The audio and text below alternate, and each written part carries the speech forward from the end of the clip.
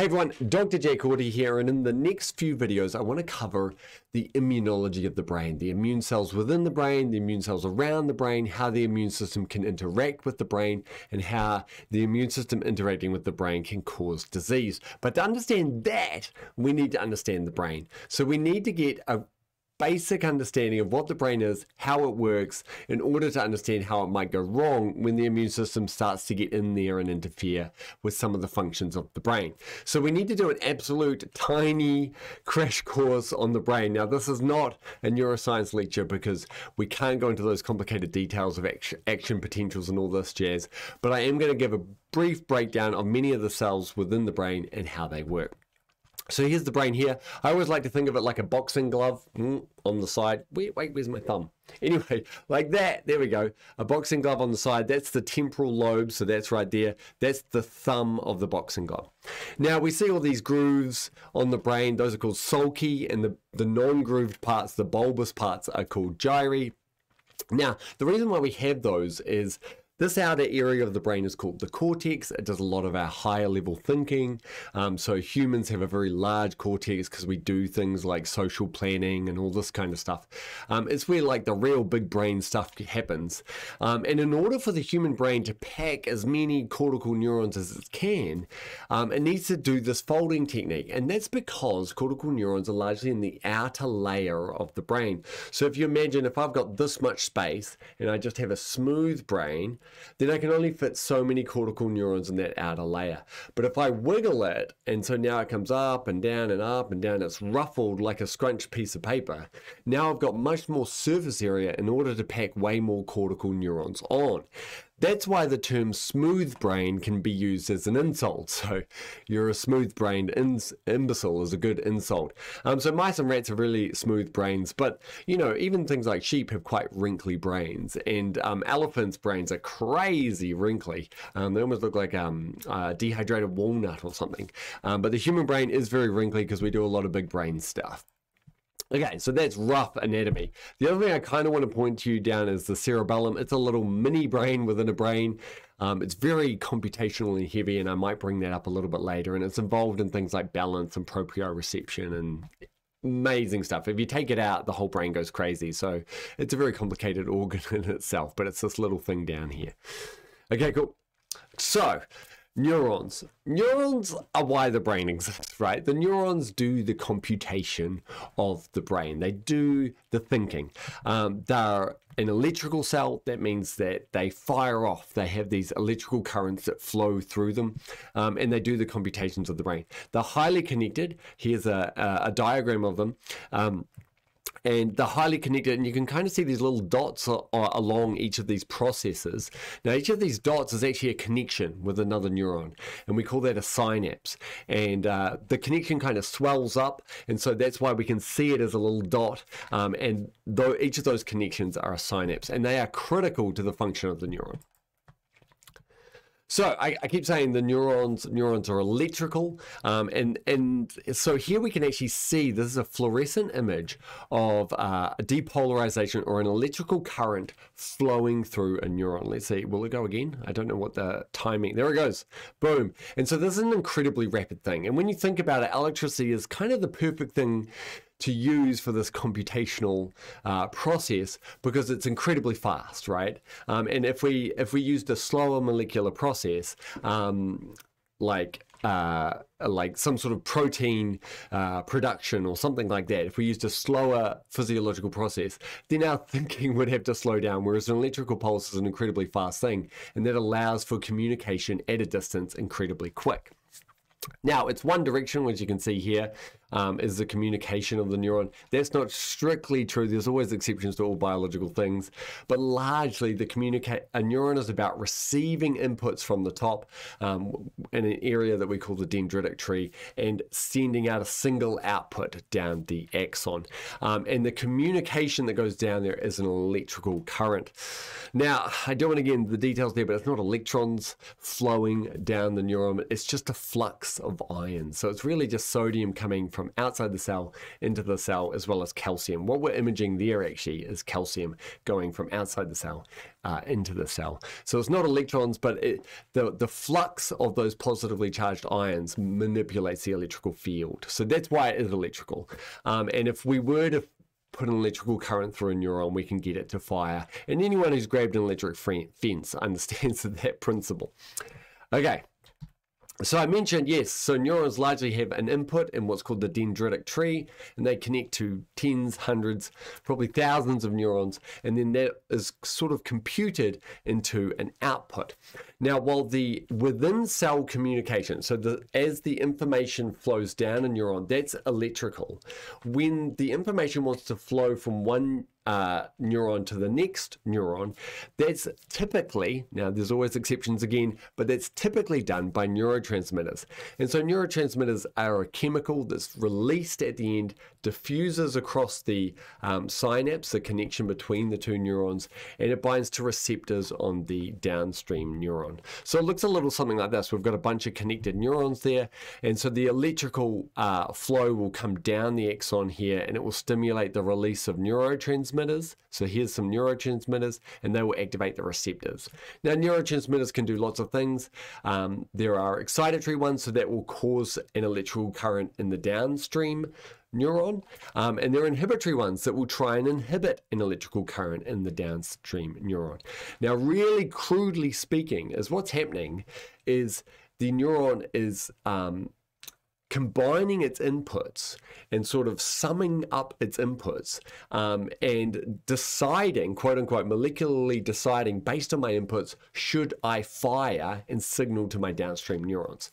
Now, if I could break this down a little bit more, what I'm about to say is actually not crazy far from the truth. It sounds like a massive oversimplification, but it's not crazy far from the truth. Imagine we have a neuron that's a cat neuron. And so it fires when we see a cat. And what its inputs might be is, whiskers, a tail, fur, cute, and spawn of the devil. And so once it gets those inputs into its dendritic tree, it says, okay, I've got enough of my matching inputs of it's got a tail, it's got whiskers, it's got fur, it's got everything. That means I should fire. And then it will fire and tell everything downstream that we've seen a cat. So maybe you should go pet it or run from the hills, depending on what kind of human being you are. Now, what you could also imagine is that there is an input called a pouch, right? And so if this furry animal has a pouch, that might input into this neuron, and it might release an inhibitory neurotransmitter that will inhibit the firing of this neuron.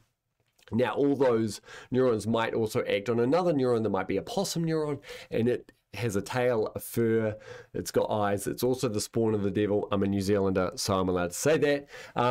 Okay, and it has a pouch, and this time the pouch may not be inhibitory, it may be excitatory in that neuron, and so instead the possum neuron fires when it has a pouch, and when it doesn't have a pouch, the cat neuron fires. Now you think I'm oversimplifying it, but they've actually done studies in human patients, and they found like a single neuron that responded to Jennifer Aniston, and it wouldn't respond to Angelina Jolie or Brad Pitt. They had a Halle Berry one as well. They found a Halle Berry neuron that would fire to Halle Berry, but it wouldn't fire to anyone else. And so it sounds like an oversimplification, but it's likely that those attributes input to a single neuron that fires that then tells.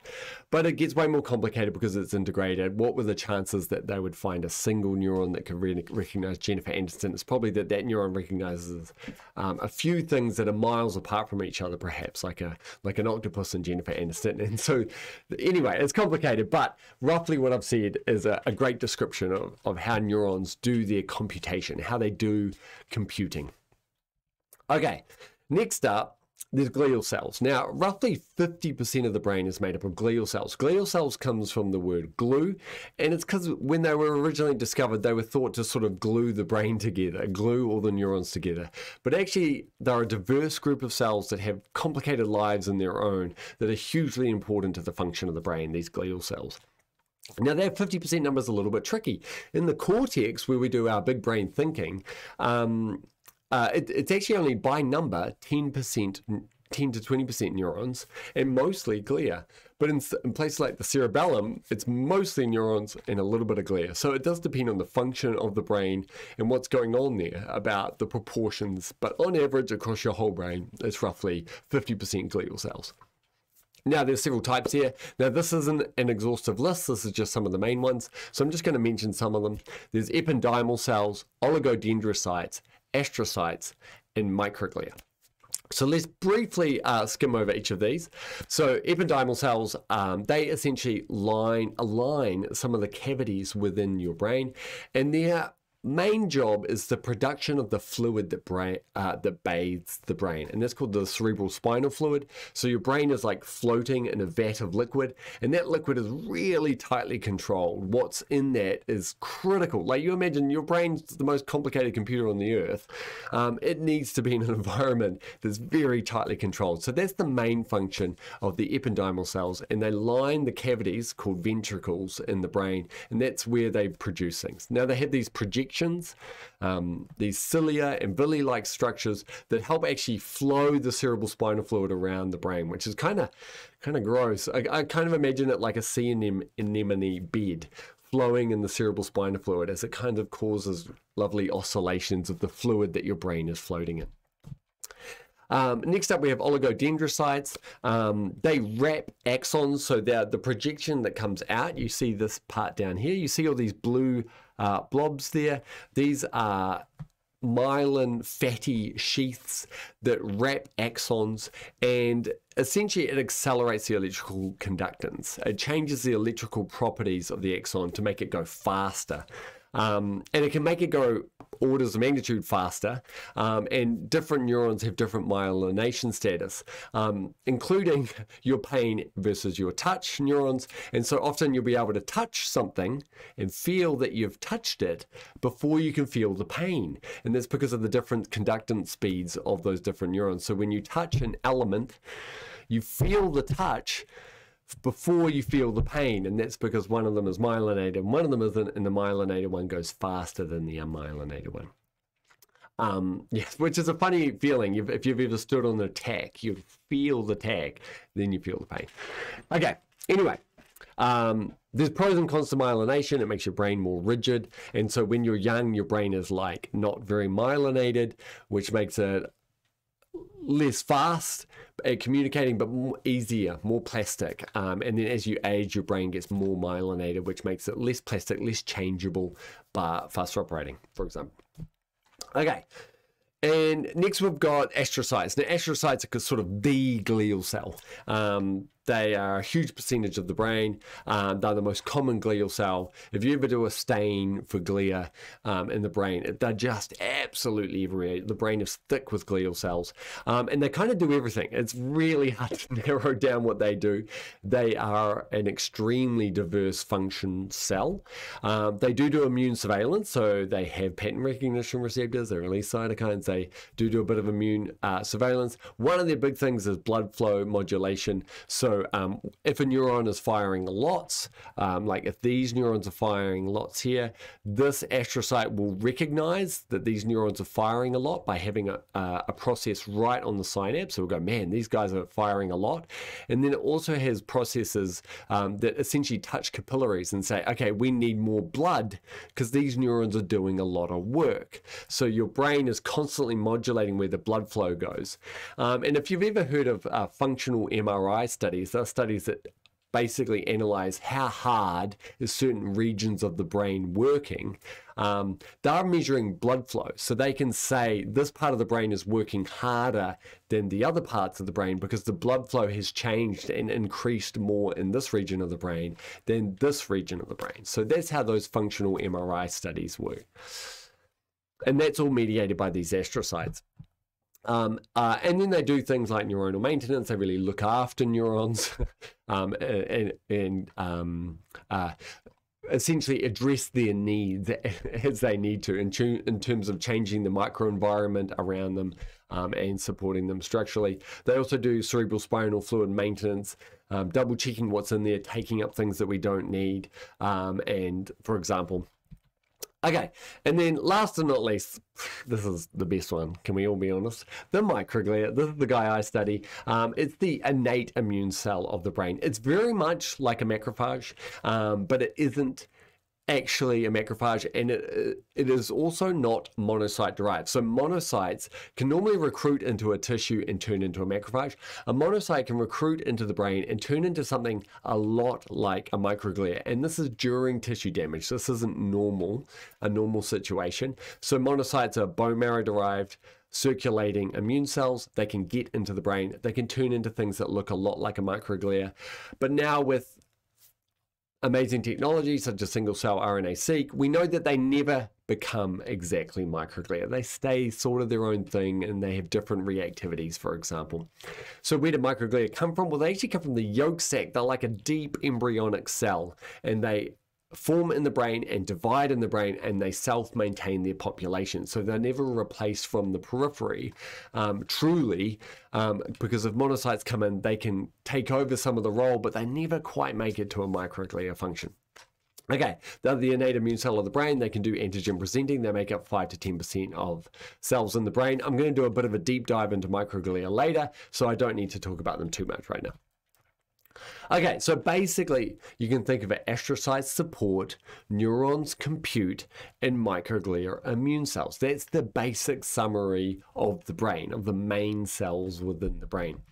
However, there's a lot of overlap in their functions, which is quite surprising. We always like to, in biology, divide things up and go, this does this, this does this, this does this. But now, as modern technology reveals to us the complicated natures of these cells in our brain, we now realize that many of their functions are massively overlapping. So, for example, who releases cytokines? Cytokines are an immune regulatory protein signaling molecule. Who releases them in the brain? Turns out neurons do, astrocytes do, and microglia do. So this immune regulating function, this immune functions actually happens in all the cells. Oligodendrocytes do it too, ependymal cells do it too. So actually the immune functions of the brain are spread out across all the cells within the brain. It's just that microglia are the main ones, but there is lots of overlap there. Who tightly controls the extracellular environment? A good example of this is if one neuron releases its excitatory neurotransmitters, what happens to those neurotransmitters? Do they just sit in the synaptic cleft, constantly activating the downstream neuron? No, they have to be taken up, right? We need to be able to communicate. Often a way neurons communicate is the frequency of the firing. Slow firing means one thing, fast firing means another thing. So if we need to fire a couple of times, we need to clear those new neurotransmitters in order to allow a secondary excitatory event.